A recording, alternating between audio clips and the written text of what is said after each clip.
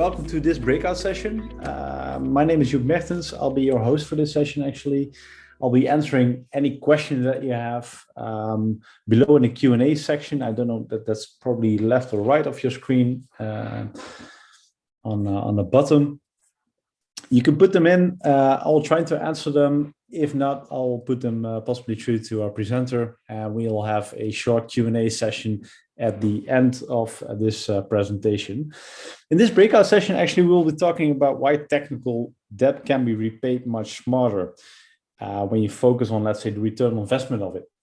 Eventually, everyone has to deal with technical debt, so thinking through what you can and perhaps what you should repay, and even more important, what you should not repay is quite key. To do so, I want to hand over to our own, actually, Werner Heijstek. Werner is one of our principal consultants. Together with him, I'm actually heading up the commercial markets, and he specifically is heading up the commercial market delivery team. Furthermore, Werner holds a PhD in advanced computer sciences and also still tutors actually at the Leiden University. Werner, the floor is yours. Thanks, Joep.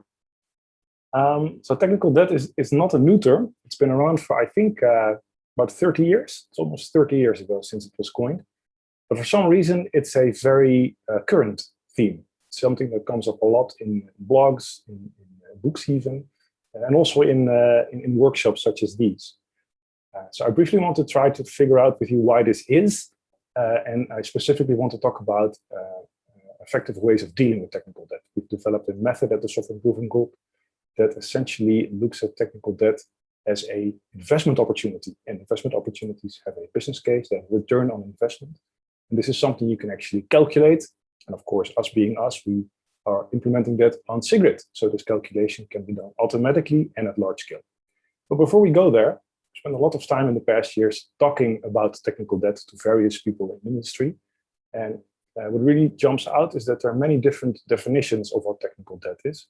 There are many different views on what the effects are of technical debt. And there are many different viewpoints as to whether technical debt is a problem, how it's a problem, and what you can do about it.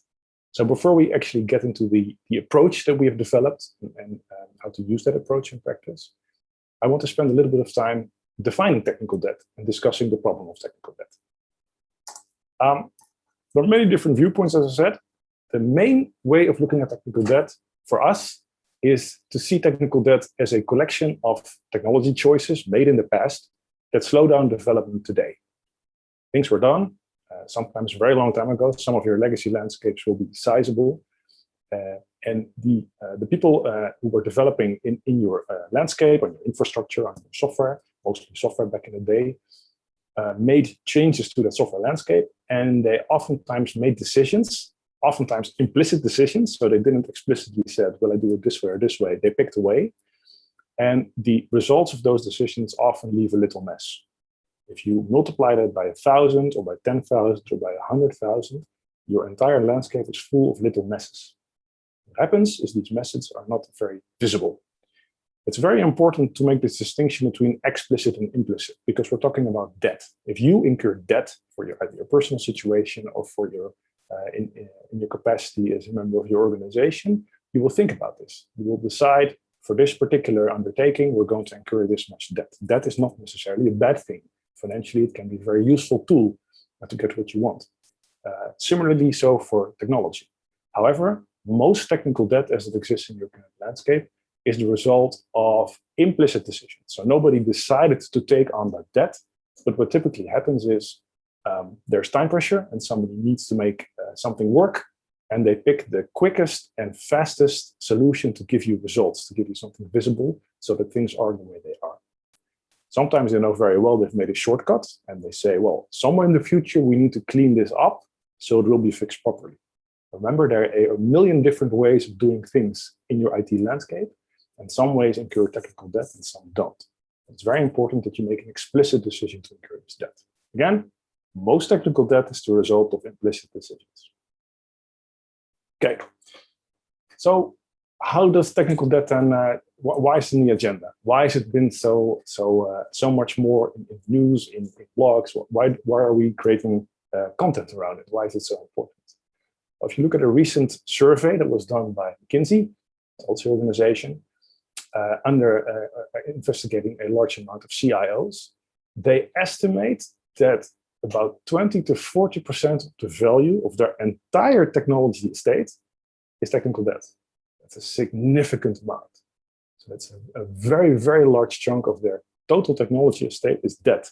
And that's actually weighing down the work on the rest of the estate. So that's significant. That's a lot. For large organizations, this translates to hundreds of millions of unpaid debt. That's a lot of money, of course. The most important point I found personally in the survey was that the majority of these CIOs found that it's rising. So they actually see, they can see it. It's risen perceptibly in the past 3 years. So two problems here. First of all, you have this major component of technical debt in your landscape. That's a whole problem by itself. But the second problem is that it's growing. So these things really work on each other. So how do you see this? How is technical debt actually visible in the way that you organize your organization, that you run your organization? The effects are relatively simple to explain. So first of all, the big yellow ball here, it makes your development unpredictable. As I said earlier, you can essentially see technical debt as a large amount of little messes all around your landscape. And these messes are not always clearly to be seen. Oftentimes people don't know these messes are there. So when you make planning, when you budget, when people make estimations of the amount of work that they do, when you benchmark, what's a reasonable amount of time, money, or effort for this particular job, you do not take all of these little messes into account.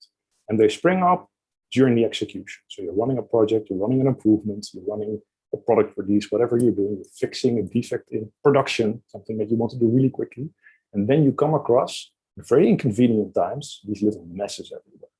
And that means, and they're very difficult to explain to people who do not know the technical details, so they're very hard to explain to those in charge. So what happens is things last way, way longer, so more expensive than you would actually have estimated up front, or that you can reasonably estimate things to cost. So they make things unpredictable. You can't control them. And that's extremely important to do, of course, to keep things under control in IT. Second of all, it forces people in IT, it forces IT employees to manage unnecessary complexity. So of course, the people on the ground, the people actually working in your infrastructure, in your IT, in your software, they will know parts of the application, parts of the landscape that contain more or less technical debt, but they won't know exactly, have some general idea about this. And we need to take this into consideration while making estimations, planning, budgets, or thinking about what they need to do with this landscape. So these are the messes that they know about. Of course, there are many others that they don't, and that they also need to take into potential consideration. So this is a big mental burden, essentially, on your IT workforce, who could be spending time building new features, doing new things. Of course, the sum of this is slowdown. You need to spend more time, more people, bigger budgets to get done simple things, seemingly simple things. They just take more time. Now, I still did not answer the question, why is this a problem? Why are we not just repaying or fixing this technical debt? Why aren't we just taking it away? A debt, of course, you can, if you have the funds, you can just repay it, and then your debt is gone. Why aren't we doing something similar in technical debt? What's the issue? I want to give you an answer that's threefold.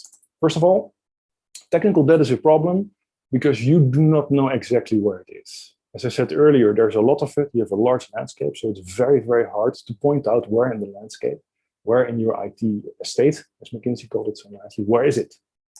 And this, what we see in practice, what I see in practice is one of the key reasons. When you make decisions about your IT landscape, when you plan projects, when you build roadmaps, when you look at the future, what you often see is that what you use for decision-making are maps. You make images, you make overviews of what your IT landscape looks like. And these maps look very nice. And you see here, it's very organized. There are nice rectangles. It's well colored. It's easy to understand, especially for those versed in technology. But it's important to note that this is essentially a mental fallacy. You're confusing the map for the actual territory. There are many assumptions here that are not validated with the actual situation on the ground, which is the situation that you will come across when you actually start running projects, when you actually have to do things on the ground. Because when you start opening the box, when you open the code or whatever part of your landscape it is, you will see that reality is typically very, very different. Of course, there's some mapping that you can make from this very pretty image on the left to what you would actually find on the right. But more often than not, There's a big, big difference between the maps that you use to make actual decisions about your landscape and about the actual situation on the ground. They're very different. So it's extremely important to build up an accurate map. Of course, the map on the right-hand side is not going to help you make decisions, but you can use that to make a proper abstraction that you can actually use to make decisions. And you'll have a much better idea of what you will come across when you start running a project. You have to define a budget. This is the first problem. You don't know exactly where your technical debt is. Some of your people might have a good idea, by the way, of where it is in your landscape. They might know their application very well. But even people, we've spoken to hundreds, that I've personally spoken to hundreds of them in the past 10 years at SIG. Even those who built the applications themselves, who've been with a company for 20 years, and they were at the inception of the particular application or part of your infrastructure that we're looking at, even they don't know exactly where all the technical debt is, let alone new people, let alone the documentation that's out there. So this information typically is just not there, so they have to guess. Second reason why technical debt is a problem, because you have so much of it. It cannot be understated how big it is. We saw the 20 to 40% figure that was reported in the survey that I showed you earlier. If you look at this little landscape here, each of these systems has a significant portion of technical debt. And if you add that up, it is the size of multiple systems. So it's extremely important to remember, if you take one key thing away from this half hour that I have with you, is that you should not solve all your technical debt. In fact, the vast majority of technical debt should stay exactly where it is. Leave it. The problem with technical debt removal, refactoring, however you want to refer to it, repayment of debt, is that the end result is not visible to your business stakeholders. If you build functionality, you just saw the presentation by my colleague Robert. Robert had things to show you. There are new dashboards, there are new ways of measuring things. Dennis can explain new things that we're going to build. But if you remove technical debt, there's none of that. The only thing that you will have gained is that people who make changes in the future can do so more productively. That's all. That's a tough sell. So most organizations don't have a large budget lying around for repaying technical debt. In fact, most organizations push really hard on functional changes because that's actually what's interesting to the business and to your client. But of course, if you keep doing that and you don't spend any time on technical debt actually gets worse, as we saw. Majority of CIOs see it increase, and also we measure this, we actually see this. What will happen is that you become slower and slower and slower. So we do need to do something about this, but the worst possible thing you can do is just start. There's so much of it, and the majority is actually fine. You should leave it there. It's not really hindering you. That brings me to my third point. It's a problem because it's not managed as an investment opportunity. And I'll try to explain it. I'll make this landscape that I have here of these four systems that I showed you earlier, I'll make this a bit simpler. Look at one of them. And let's try to zoom in on what technical debt really, really is. Technical debt consists of a long list for this one system, but of course for the entire landscape, it's a very, very long list of improvement possibilities. They're units of things that you can do to make things in the system better or less worse, depending on the state of the system. And each of these improvement possibilities has a clear cost and a clear benefit, an investment and a return. It's important to think of it that way. On the investment side for improvement possibility, you have the actual effort you need to spend to fix things. Somebody needs to type something, click around, and there's actual time required to do the actual improvement, to execute the actual improvement. On the benefit side, what you have is increased productivity. So future changes that will be done in the same area where you've done this improvement will no longer have this little mess that I talked about earlier, because it's actually cleaned up. So the next time you revisit this place of the landscape, it's going to be really easy to do something there. That's essentially what you will have created. Now, I said earlier, do not solve this for your entire landscape because it's too expensive. The reason why is that the majority of these improvement possibilities have a negative business case. So that means for the majority of things that you can improve in your landscape, when it comes to technical debt, you have to spend more time than you get back in future productivity. So it's a waste of time. This happens a lot. So people will do refactoring because they know it's there. They will do it because they're annoyed by how something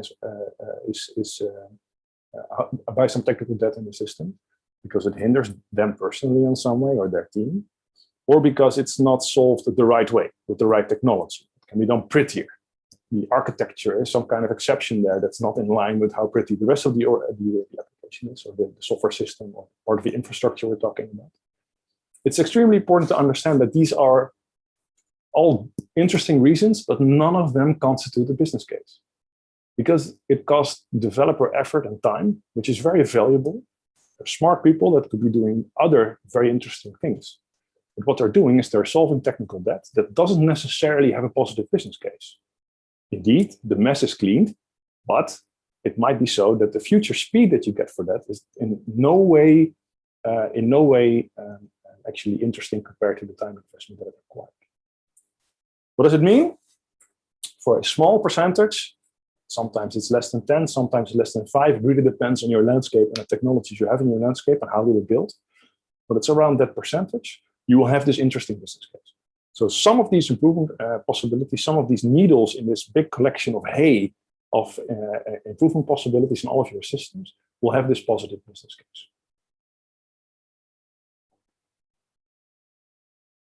All right, let's zoom in into one of those improvement possibilities, because how do you determine this? What are the factors that go into making the decision whether that improvement possibility is actually interesting from an investment perspective?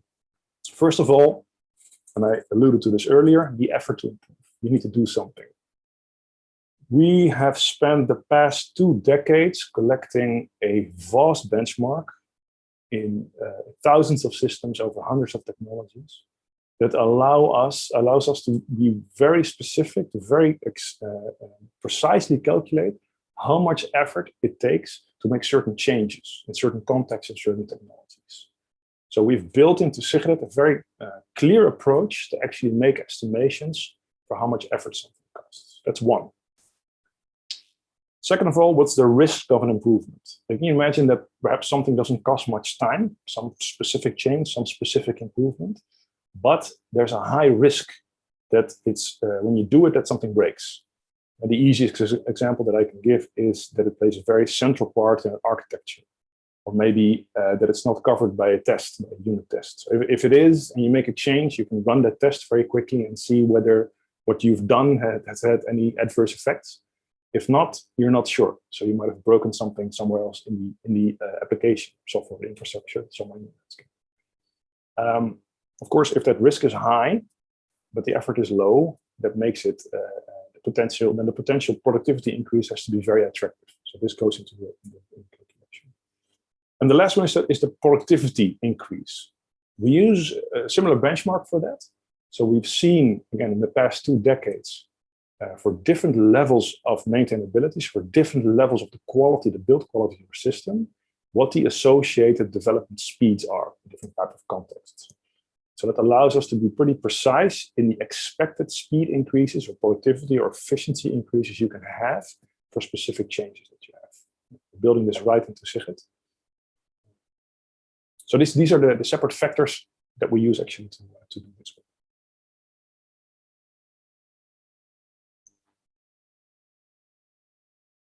How do you do this then in practice? I'll explain how you calculate this and how you can address this problem. But of course, you need to have some practical way of actually using this.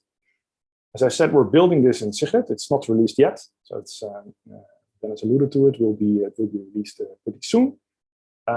What you need now is continuous automated return on investment calculation of all refactoring candidates. So how does it work? Let's start at the dark blue ball at the top. First of all, you need to press a button, and then you want something to automatically index all technical debt immediately. So for all of your applications, regardless of the technology that's being used, your entire landscape. So we support almost, I know the exact number, but almost 300 technologies. So that means that if there's interesting refactoring candidates in some rare technology, you can still capture this and compare this, because we measure everything the exact same way. We're technology agnostic in calculating these refactoring candidates. That means that it allows you to make the best choice based on all of your landscape, not just part of it because you have some visual technologies or other technologies. All of these can be taken into consideration. Second one, the purple one. You want then, based on this complete index, you want to be able to automatically determine promising investment candidates. And you want to see only, again, and there's this haystack, there's this huge amount of potential improvement possibility. You want to be shown only those that are attractive.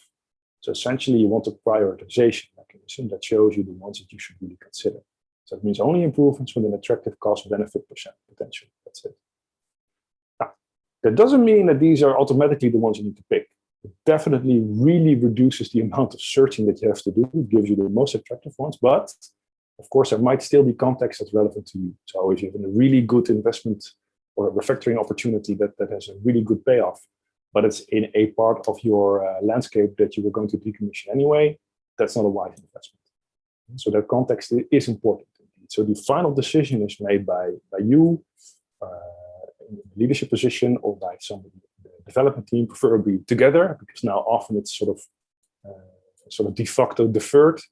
And decisions are typically not really made. This might be different at your organization, but we rarely see that there's a clear process for making these decisions. Of course, lastly, you need to support with tooling, and Sigrid is very much geared towards that, developers in solving the actual problem. So you need to make sure that they know exactly what to do, but also that it's solved in the right way. As I said earlier, there are many different ways to make changes. And of course, you need to make sure that while addressing one source of technical debt, you're not creating a new one. Right? You need to make sure that the changes that you make, and Robert showed you earlier, new code quality, you want to make sure that the new code that you're writing or the change code that you're writing is of a reasonably high quality, so you don't introduce new technical debt. And now the interesting thing is, you're back to phase one, and you're back to this ball at the top. Why is it interesting? Well, your landscape is continuously being developed upon, especially if you're part of a large organization. You might have a large amount of developers, tens or hundreds maybe, or thousands maybe even, and they're continuously making changes to their systems. So what you want to be able to do is just press the button and immediately know, given everything that's happening in your system with this new system state in your entire landscape, what now are the most attractive refactoring candidates. So you can keep doing this analysis. So you don't have to work off old information. You do this once a year and you get this nice, no. This can be done automatically, again, over your entire landscape. As I said clearly here, it's coming to Sigrid. So I can't show you, Dennis showed you some screenshots earlier. Of course, what I can share briefly is some related aspects. You should be seeing Sigrid right now. This is the same demo portfolio that Robert showed you earlier. What we have here, when you actually go to the maintainability lower level view for one of these systems, let me pick Hadoop here, which is an open source system you might have heard about. What's interesting here is that you can already get an overview of what we refer to as refactoring candidates. So these are these improvement possibilities. So it's a different way of naming them. They're often referred to in practice as refactoring candidates, but I would like you to see them as investment opportunities, because that's what they are. And currently they're organized around, I just picked one, I picked duplication. So they're currently organized by system property. So these are views on the quality of the system. And what you see here is that they're currently sorted by impact. So these are the sorted from top to bottom. These are the improvement possibilities, the refactoring candidates that have the highest impact right now from a duplication perspective. So the next step is here that there will be a mix of all these refactoring candidates that will show you the most attractive ones from an investment opportunity. That will be the next release. In the meantime, what you of course should do is keep a close tab on the delta quality view, because as I said earlier, as a result of the survey that I shared with you, you have a lot of technical debt, and that's already a big issue. But it's of course extremely important to make sure that you don't fall into the trap that 60% of these CIOs refer to, that you are increasing the amount of technical debt while you're dealing with your old technical debt. That's filling a leaky bucket. Dat dweilen met de kraan open, we call it in Dutch, and that's something that you really want to avoid. So if you you need to set clear guidelines. Of course, teams should decide themselves in sort of great autonomy how they develop. That's not up to IT leaders, but you should set some clear guidelines for preventing technical debt. Of course, also for security and privacy, for use of open source health, and for architecture. So it's very important to set some of these standards centrally and also steer upon them. That allows the rest of how development teams do their work to be very autonomous and free, of course. Now here you can see, this is a clear overview of the delta quality. That means the recently changed work. So you can see, is the new code that's being written by developers in these specific applications or teams, depending on the view that you pick, is that indeed avoiding building new technical debt. So that's something you can start doing today. You should start doing today. So you don't find yourself in an even larger mountain of technical debt tomorrow. In conclusion, so I've said many things. What's important to take away? The key things that I would very much like you to remember are the following. So first of all, most technical debt should be left alone. The vast majority of your technical debt should stay exactly where it is. Because repairing it will take you much time, but will not give you many returns. And it might be so that you work in an organization where this is either explicitly or implicitly delegated to developers, where they can make their own decisions. And this sometimes is a good idea, but in many cases means that they will make the most optimal decision for their own situation.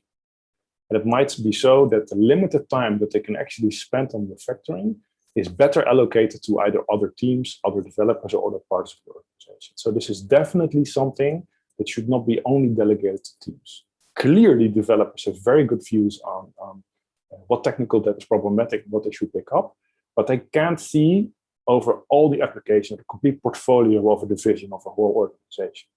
So it's very important to figure out what's the best part of a large landscape to actually invest a limited budget in.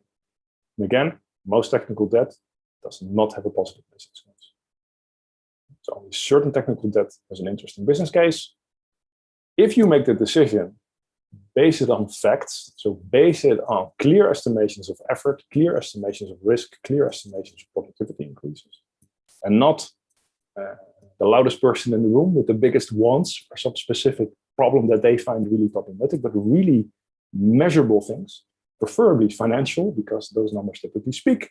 Debt, technical debt, of course, was not was picked for a reason. It's very nice to have this link to the financial implications of these things.